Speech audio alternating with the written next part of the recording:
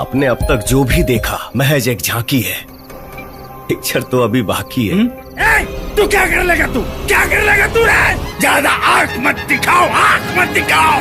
आंख कमजोर और लाचार लोग दिखाते हैं मंत्री जी, हम लोगों की उनकी औकात दिखाते हैं। इस हनुमान ने सिर्फ अशोक वाटिका उखाड़ा है, अभी लंका दहन बाकी है, और इस लंका का रावण दिग्विजय सिंह नहीं, तू है। कुंडली में अगर शनि प्रवेश कर जाए तो एक बार जाप ताप से ठीक कर लेगा।